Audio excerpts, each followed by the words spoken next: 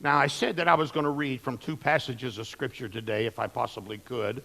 And the first one is in the book of Hebrews, and I want you to go to chapter number 11 with me. Hebrews chapter number 11. And I just want to read a few verses here, and then we'll go over to the book of Acts. Hebrews chapter number 11. And look with me, please, in verse number 23. By faith, Moses, when he was born, was hid 3 months of his parents because they saw that he was a proper child. They were not afraid of the king's commandment. By faith, Moses, when he was come to years, refused to be called the son of Pharaoh's daughter, choosing rather to suffer affliction with the people of God than to enjoy the pleasures of sin for a season. Now turn with me, please, back to the book of Acts, chapter number 7. And I want to read a few verses here about this man named Moses. The book of Acts, chapter number 7. And I want to show you something here about this great patriarch of the faith. Acts, chapter number 7. And I want to begin reading in verse number 20. Have you found it yet? In which time Moses was born and was exceeding fair, and nourished up in his father's house 3 months. And when he was cast out, Pharaoh's daughter took him up and nourished him for her son, her own son. And Moses, watch this verse now, he was learned in the wisdom of the Egyptians, and was mighty in words and in deeds. And when he was full 40 years old, it came into his heart to visit his brethren, which of course we know are the children of Israel. Thank you. You understand that out of the top 10 most respected and renowned people that has ever lived in the world, this man named Moses fits in that category. The scripture is very clear that after 3 months his parents hid him after he was born because they saw he was a proper or a goodly child. But after 3 months, they realized they couldn't hide Moses anymore. It was a decree in Egypt at that time that all male children were to be killed. They were abortionists back in the days of Egypt. Kind of like the heathenistic philosophies we have in our day today to kill the unborn. So the parents realized they couldn't hide him anymore. So they built an ark out of bulrush and put Moses in the Nile River. Pharaoh's daughter, found the child in the ark floating in the river while she was refreshing and bathing herself there with her staff. It's unbelievable. When she took the baby home and told her daddy that she wanted to keep it, they said, well, you got to find somebody in Israel that can raise it. And out of every family they could have chosen, they chose Moses' real mom and dad. They were given back to their parents and were paid by an ungodly government to raise their own child. Oh, I could preach on that a while. And they kept him till he was about 5 years old. At the age of 5, Pharaoh's daughter placed him in the king's palace and surrounded him for 35 years with nothing but royalty and luxury. Though he was gifted with the finest education, the Bible said he was schooled or learned in the school of the pharaohs, the schools of Egypt. Though he was gifted with the finest education in the world, you must remember it was a godless education filled with paganism and humanism. I've often wondered what kind of principal Moses had when he was in school. Did you know the word principal means headmaster? It also means, as an adjective, it also means to be the most important. Several weeks ago, I began to see some things in teenagers in general that bother me. And I don't think all of what they're going through is necessarily their fault. I think we need to take some responsibility. So several weeks ago, I preached on the message, where are the parents? Several got mad, so I came back the next week and preached on where are the preachers? Because I feel they have contributed to the delinquency of this generation. But today, and I realize there's no doubt in my mind I'm going to get sued. No doubt in my mind. I want to preach on where are the principles. I want to talk about our education system. I want to talk about the paganism, the communism, the humanism, and the socialism that's flowing through our public school system.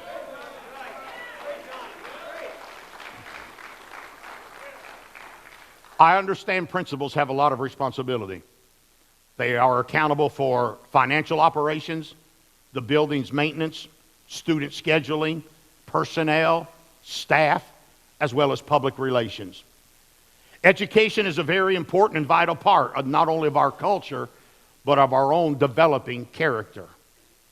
It is proven that education is one of the most powerful weapons a person can obtain. Through education, it can change a person, a community, and even a nation. Education provides all of us with tools that are supposed to improve our quality of life.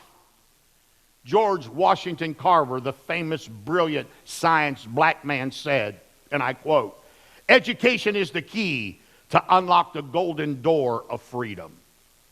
For years now, parents have viewed schooling as nothing more than a babysitter, a time filler, or a sporting opportunity for their sons and daughters. But recent developments have revealed the undermining and philosophical brainwashing that has been implanted in our children's minds through the teachers' liberal views and the textbooks our children are having to study from. To be honest with you today, public schools are no longer a reality. They are government schools. They are governed, controlled, dominated, influenced, managed, and directed by a host of intolerant, extreme, radical, progressive, unrestricted, profane, liberal, lofty, selfish, secular humanists. I say to every principal, I say to every employee of any public school in our area, you always remember this one thing. We send our children to school to be educated, not indoctrinated. And we will not allow you to rape the minds of our children any longer.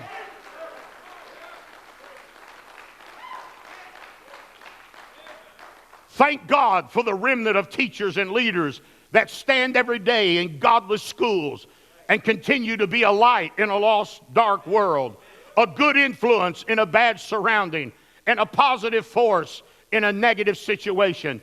To these leaders, to these teachers, to these principals, to these employees, we tip our hat and we salute you and we say thank you for daring to take a difference in a war zone called the public school system.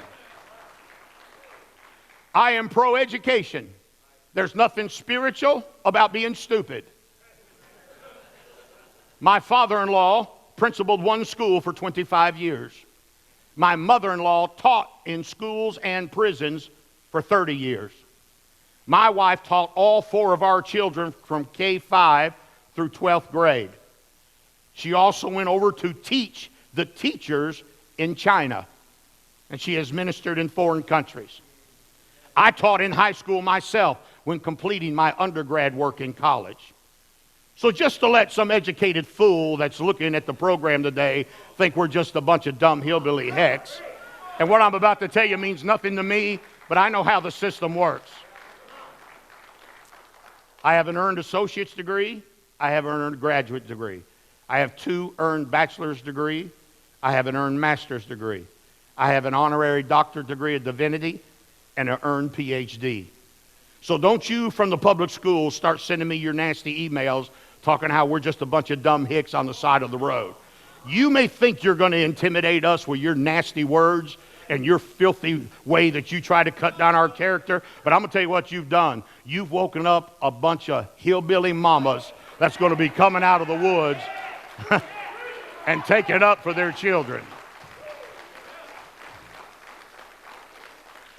Can you believe in the United States of America today, politicians are standing on the House floors, people that we pay their salaries, and they're calling concerned parents that are showing up at board meetings, they are calling them terrorists.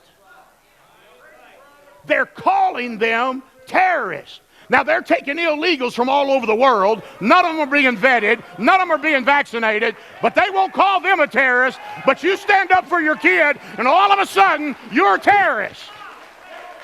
I got news for every one of them egg-sucking politicians. You call me what you want. You are not going to rape the mind of my children without the biggest fight you've ever been in your life. I dare you call concerned parents terrorists. If anybody's leaning toward terrorism, it's these egg-sucking liberals in Washington that think nothing about the Constitution of the United States of America. We're just parents, and we're standing up against the socialist, communistic structure that the school curriculum is now passing on to our children. Be it known, we will not be threatened, limited, intimidated, or fearful of any education system that thinks they own our children's minds, lives, or future. Our children does not belong to the school. They do not belong to the government. The Bible said they're an inheritance of the Lord. Our children belong to us. We're going to give an account, and we're going to raise them in the nurture and the admonition of the Lord. The public school system has so fallen apart in the last 2 years that this year alone, 1.5 million students this year, due to poor education, mask mandates, perverted teachers, and anti-American classroom literature, have forsaken the public school system. A preacher friend of mine called me yesterday. He said, "Brother Kidd, you're not going to believe this, but I am now teaching in a public school." I said, "Brother, I didn't know that you had a formal education, accredited formal education." He said, "I don't." But he said the school system is so hard up for teachers that you can now teach in the public school system in South Carolina if you have a high school diploma. Because so many teachers are walking out, and the programs are so falling apart, and the children are getting so far behind. This Zoom education and making them wear masks and making them stay at home, we're going to damn mentally a whole generation to being absolutely below even knowing the basics of their math, their English, and their science. I say, get the kids back in school, get the freaking mask off their face, make the teachers show up, and make them teach math, science, and social studies like they did when I was a kid. So, what can we do to make sure that our children are getting educated but not mentally molested? Let me give you a few things that you parents need to do getting involved in your children's education. Number one, you parents need to show up at every open house meeting that your child has at their school. And you don't need to send your other kid, you don't need to send somebody else. You need to get your tail off the couch, turn the television off, put your Doritos down, and go down to the school and look their teacher eye to eye and get answers to your questions and share concerns that you have about your child's education. That's what open house is for. You being in contact with the educators. Now, because we have access to internet, you have a right to establish and demand that through internet contact that your teacher contact you, your children's teacher, contact you weekly with updates on your child's progress. You can demand that in your teacher. Don't come back and say, "Oh, I didn't even know for 3 months he was failing." If you were in contact with the teacher, you would have known that they were weak in this area and they needed help. I'm going to be honest with you. You parents are just as much to blame as the social system is. They've taken over because you've laid down and let the school system be a babysitter, and you could care less about the fact that they're warping the minds of your children. Tell them that you expect them. Look the teacher in the eye and say to them, "While you are teaching my children, you keep your social, political, and religious views to yourself, and do not subject my children to your stinking views while they're coming here for their education." Can I get an amen right there? Make it clear to the administration that you will not tolerate bullying, harassment, or being mistreated towards your child by other students or by classroom instructors. I had a student come to me not long ago in social studies. They were studying social studies and histories of different countries. And when they got to conservatism and capitalism, the teacher showered down and frowned on it and began to promote the socialistic agenda, how we take everything from everybody and then allow the government to distribute to who and how much and to what. And the child stood up and said, but that's not capitalism, that's not Americanism, that's not what the Constitution says. And the teacher openly rebuked that child before all the other children because they had a contrary view to the teacher. Now, what you parents need to do is Monday morning, you need to be in that principal's office, and you need to call a session with that principal. You need to get you an attorney on the phone and let them know if that's the propaganda they're going to put into school, we're going to sue the britches off of them, because that's not why we're sending them to school.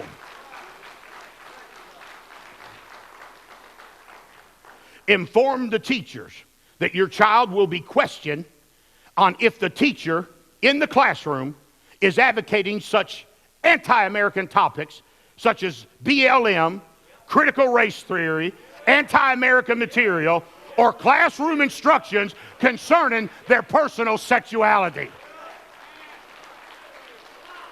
Oh yeah, I know where I'm at. I don't need no lipstick wearing transgender sodomite telling my son if he's a boy or if he's a girl. That ain't happening. And ain't no fat slob with a beard wearing a dress and high heels going to sit in a library and my children sit at their feet and listen to that pervert read out of a textbook. That ain't happening, brother. I may as well say it. Any area of school that brings this bunch of nonsense into our schools, I'm going to raise hell like you ain't never seen in your life. You principals better get ready. I'm going to raise holy hell.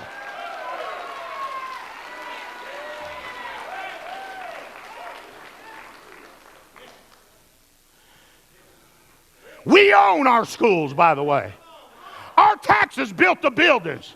We pay their salaries, their benefit, and their retirement. And they're not shutting me out of a board meeting because my views are different than theirs. As long as I'm paying your salary, you're being employed by us, you're going to shut up and listen to the people.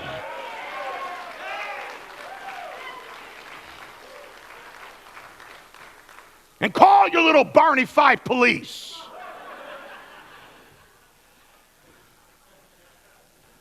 Every school board member needs to hear from us with large numbers when trash teaching approaches our school campuses. You remember this. Board members are voted in. Therefore, we have the power to vote them out. So, what are some simple things we can do as parents to make sure that our children are being educated but not indoctrinated? Number one, take time every day to ask your child what they've learned in school. Sit down with your child at the table and say, what did you learn in school? If for a period of time they tell you nothing, then you need to contact the teacher, because there's something wrong when a kid spends 8 hours in a public school and comes home and says, I've learned nothing. Either there's something wrong with your child or there's something wrong with the program. Ask your child, what did you learn in school today? My grandson was sent home not long ago from a public school, and I'm not pro-public school, by the way, at all. But my grandson was sent home from a public school, he's 12 years old, for 10 days quarantine. So when he came home for the 10-day quarantine, I said to him, now you're quarantined, you can't go to school. Are you going to be do online schooling? Are they going to be Zooming with you? He said, no. They just told me to come home. I said, okay, so for the 10 days you're out, where is your assignments, your homework, the things you have to do for class? He said, they didn't give me any. So the 10 days went by, and he went back to school, and I saw him, and I said, how's school going? He said, fine. I said, well, I bet you're loaded up with work, getting caught up for the 10 days you were quarantined. He said, no, as a matter of fact, I didn't have any. Now, what kind of school system have we got when a kid can miss 10 days and have 0 assignments and 0 homework? Somebody is screwed up somewhere. And that parent, yeah. And when that happens, we as parents have a right to walk in the principal's office and say, I pay your salary. You are a public employee. You're going to explain to me why we don't have homework, why my children are not learning, why the basics are not being taught to my kids. You say, I've never done that. That's why you got a 16-year-old that can't tell when it's 12 o'clock, because of these lazy teachers that could care less about your kids. All they want's a salary and a retirement program, but they could care less about education anymore. So take the time to ask your child what they've learned in school. Number 2, teach your children at home. Don't forsake your duty as a parent to press all teaching responsibilities on an education system. When is the last time you sat down and helped one of your children with homework? When's the last time you sat down with them and had them read to you? When's the last time you sat down when they were writing a paper and shared their train of thought and gave them ideas? See, the reason why kids get so behind and we don't know it is because parents are disconnected between the kid, the teacher, and their education. Most parents come home, they never ask their kids anything about school. Everybody gets their phone, does their own thing, flops around in the living room, on the couch, or upstairs. They get on their Nintendo. The homework, if there's any, never gets done. This is why your kid's 13 and can't even read. This is why they don't know how to write a paragraph, because we as parents have shoved all the responsibility on an education system, and it's not fair. Number 3, target the weak areas of learning and focus on improving your child on that subject. If your child comes home and they have a problem with reading, don't just say, okay, they got a problem with reading. You need to contact the teacher and say, what are you doing to elevate the status of my child's reading? What are you doing to make my child have the opportunity to be a better reader? I'm going to press you, and I'm not going to stop until you show me evidence that you're working on this area to improve my children. All it would take was a letter, a phone call, or a visit, and your child's future and education could be brought to a level that you never thought of. But teachers know parents don't care. And because of that, teachers don't care in general, and parents in general. They don't care. Therefore, they don't care if your kids learn or not. All they want to do is put them through the system, collect all the money from the government, and keep all the kids in school as long as they possibly can. Target the weak areas. What are the strengths of your kids' education? What are the subjects they are best in? Could you tell me if I ask you that today? What is the subject they're worse in? And if they do have a subject they're weak in, as a parent, I'm asking you, what are you doing as a parent to improve them on the subject they're having trouble with? You see, that's why it gets quiet now. Because parents have failed just as much as the school system has. And the result is the kids have to suffer. Did you know America used to be number 1 in education? Now it's so far down the list, if I told you the number, you probably wouldn't even believe me. Trust the teacher as much as you do your child. Please listen to me. There's 2 sides to every story. Never draw a conclusion or side with your child until first addressing the teacher that's involved in the issue personally. Because your Johnny does lie. And Susie does exaggerate.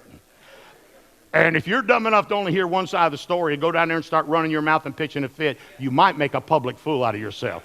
You need to set up an appointment with the teacher, with the guidance counselor, or the principal and say, look, this activity happened. This is what my child told me. I want to hear your side. And then most of all, I want to know what we're going to do to correct this so that it doesn't happen in their education system again. Am I preaching now? I've often wondered, do we even have any parents that ever go to school and check on their kids? Do you ever talk to their teacher? Do you even know their teacher's name? Do you know how long they've been teaching? Do you know who the principal is? Do you know how many years the teacher has been at that one school? Do you know how many students are in your kid's class? On an average, do you know where your child is in all their subjects? Isn't it strange that parents have so failed that the public school system, now you clapped when I got in the public school system, so don't pout now. It is a sad day when parents will get up and make sure their dogs and cats have food, but they'll send their kids to school and never feed them breakfast. You are one warped sucker.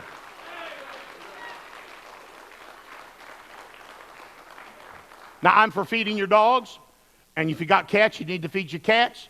If you got goats or animals or chickens or whatever, you need to take care of that.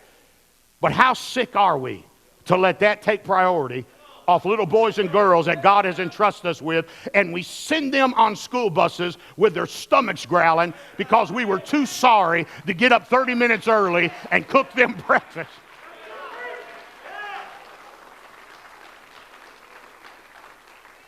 I found out now that in the state of Tennessee, children are going so hungry that now the government is picking up through the school system. They will be feeding all of our children through the summer months now.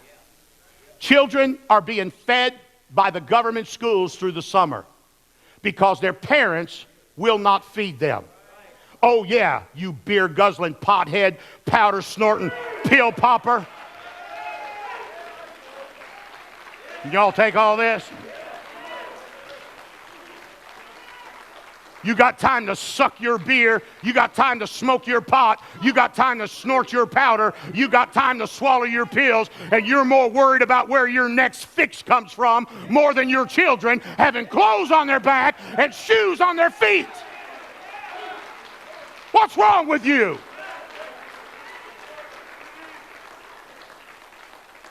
You self-centered idiot. You don't even deserve a child.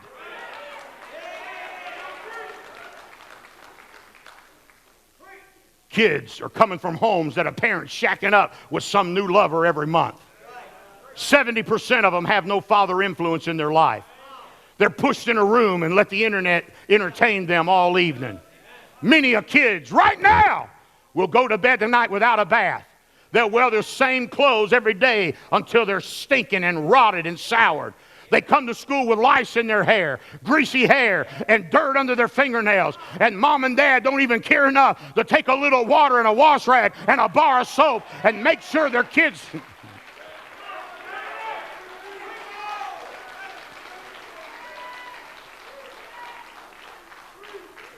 These nursery workers will tell you, parents drop off their kids in nurseries. No bottle, no formula, no diapers, no nothing. Just drop them off and abandon them like vagabonds. It's crazy what's happening in this country. Boys don't even know how to change a car tire. Can't change a car tire. Are you kidding me? I said a car tire. I was reading something the other day. I got some literature in the mail from AAA, the insurance, hazardous insurance and all that. And I was reading through it, how they pay the towing bill and all that. And it said at the bottom, if you're a young man and a young lady and you need your tire changed, your tire changed. Now, you got to be 16 years old to drive legally, right? Can you imagine being 18 years old, sitting on a guardrail, you got a flat, and you're dumb enough to wait 3 hours for AAA to come out because you don't know how to take a lug nut off a car, put the spare on, and Are you kidding me? We got boys that can't change a car tire. And shame on you dads for not teaching them how to change a car tire. It's unbelievable. They don't know how to cut grass. They don't even know how to turn the blades on and off. They don't even know that it's electric start. You go outside, they're pushing a riding lawnmower across the grass. I'm telling you the truth. Kids don't know how to pump gas. I go up to the gas pump all the time. I see the parents get out and pump the gas and all the kids sitting in the back seat playing with their phones. You know what you ought to do? You ought to kick every one of them out of the back seat of the car and make every one of them pump $5 in the car and teach your stinking kids how to pump some gas. What do you mean you can't pump gas? I know some of you aren't coming back. I can tell by the look on your face. But I'm going to tell you one blessed thing. I'm going to deal with this nonsense. I'm not letting the school system ruin our children. I'm not letting them rape their minds. And it's time low-down, sorry, lazy parents got off their butt and got in the light. Look up here. Look up here. If you don't like the responsibility of having a parent, you should have thought about that before you knocked her up. Being a parent means you forget your life and you invest in the lives of what you brought into the world. So get over it. Quit telling me what you can't do because you're a parent. Shut up and get over it. Feel better now. Can't pump gas. I guarantee you right now, hey, if I pulled my Hummer up to the front yard and asked every teenage boy in this church right now to check the oil, I guarantee you they'd stick their hand down the gas cap looking for a dipstick. They don't have any idea what they're doing. This is the next generation that's going to run our country. You can't change a flat. You can't check the oil. You don't know how to pump gas, and you're our future. God help us!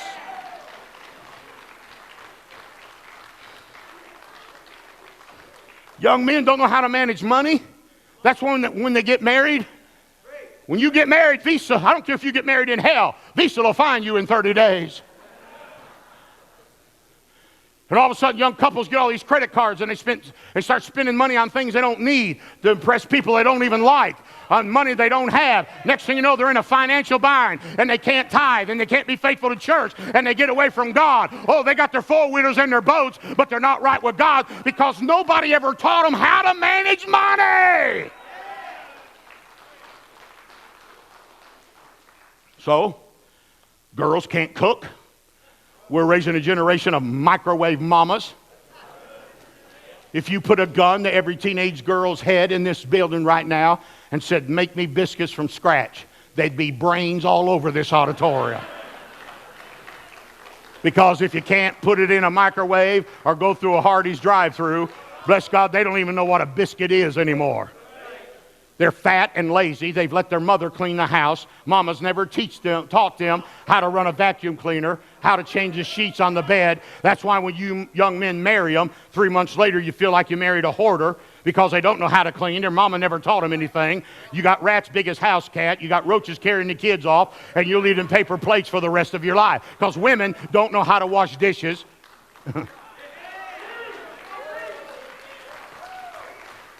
They don't know how to sew.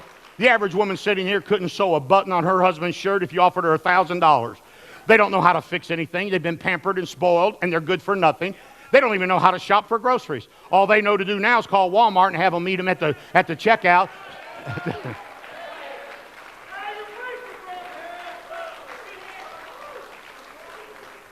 Because they don't have any idea how to take a buggy and go up and down the aisle and look for food. They have no idea what you're talking about.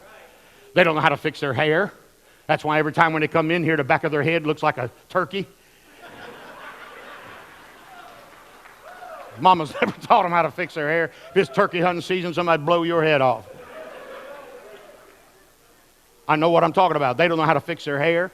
They don't know how to wear makeup. They don't know how to be decent. We got a generation of young girls, all they know to do is pull their hair up in a ponytail, look like a fountain coming off the top of their head, run around with spandex shorts on and a T-shirt that's 100 years old and flip-flops. And they wonder why nobody wants to date them.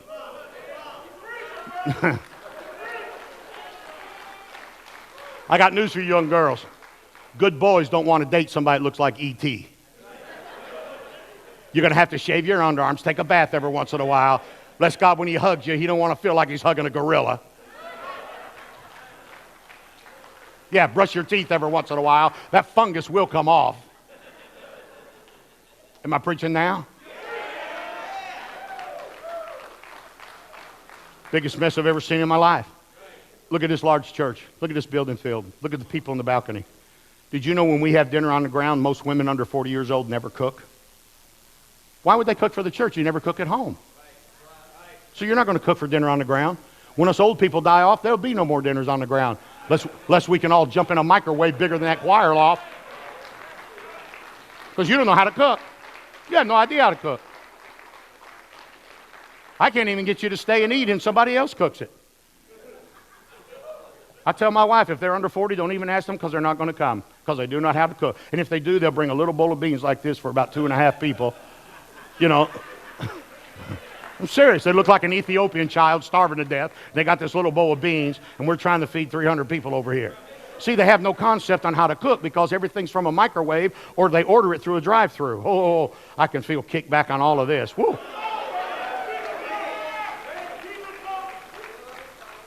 Does your daughters know how to cook? Do they know how to clean the house? Do they know how to do their hair? Do they know how to properly put on makeup? Do they know the cleanliness that girls need to be going through when they transfer from a little girl into a young lady? Do they know how to protect themselves? Does your son know how to be a gentleman to a lady? You know, it's a pet peeve. I don't have any Bible for what I'm about to say, but I'm about half ticked anyway, so let me just say it. My wife has never washed a car. I don't think it's becoming of a woman to have to wash and vacuum my car. It ain't right. You take care of the house, I'll take care of the lawn and the cars. She don't even know where the vacuum cleaner's at to clean the car. That's the truth. She's never cleaned a car. And I keep it detailed. You could eat off of it, the floorboards anytime you want. Because I love her and I respect her. My wife don't pump gas. Nothing's more unladylike to me than to see a woman standing out there with a gas pump. When you're sitting at home. My wife don't pump gas. She don't cut the grass. She doesn't have to tell me to take out the garbage. When it's full, I don't let it just stack on the wall like a pyramid. Because God forbid that I have to lift that bag and carry it all the way out there by myself. You don't like it what I'm saying, do you, buddy? You think I give a flip whether you like what I'm saying or not. You mean you're 35 years old and your wife's got to tell you to cut the grass? She's got to tell you to take the garbage out? She's got to tell you that something's broke for the 50th time? I tell my wife all the time. I tell her this all the time. You married me because you know I can fix stuff. You asked her if I don't tell her it wasn't my looks, it wasn't my charisma, it wasn't my money, it wasn't my car. I was a janitor. She went home and told her mom, I don't know what he's not, but he can fix anything and I'm going to get him.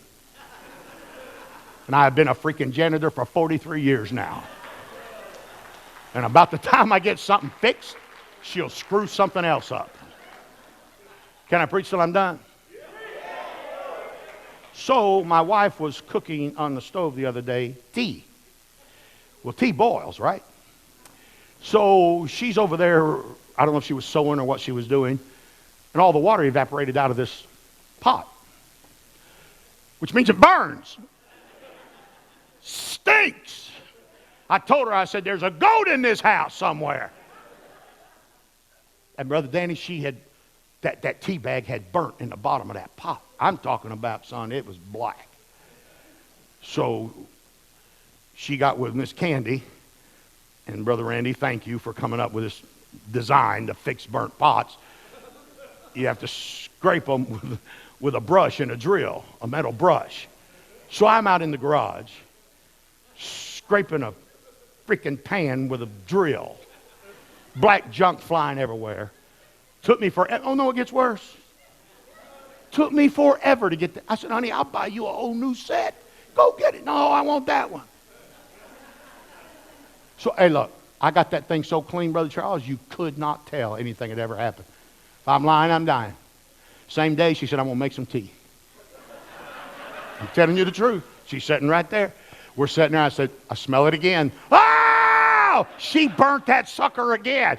She said, I'm going to throw it out. I said, now, wait a minute, honey. The pot ain't the problem. You the problem. I'm going to throw you out. Men don't know how to fix things anymore. So let me close with this. This is a statement I am giving to every school in our area. Any elementary, junior high, or high school in our surrounding area can expect a visit from us with a large number of supporters if they dare to embrace and incorporate the new liberal agendas into our children's teaching material. I will show up in full force with our TV cameras and expose every single detail concerning the corruption of the school system. The recordings will then be sent to our 10 television stations to be broadcast, and including not only the 10 states, but 73 countries around the world as well.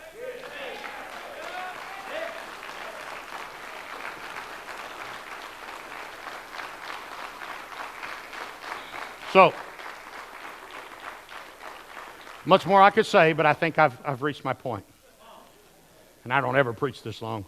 There are alternatives. The public school system has lost 1.5 million students this year. Homeschooling has jumped from 3% to 11%. Private schools and Christian schools are at an all-time high. Don't think that there's no alternative for your children, because there is. Christian education is not cheap. One man came to me and said, I don't know if I can afford to send my kids to a Christian education. This was my answer. It's cheaper than attorneys. It's cheaper than getting them out of prison and watching them waste half of their life in an orange suit behind bars.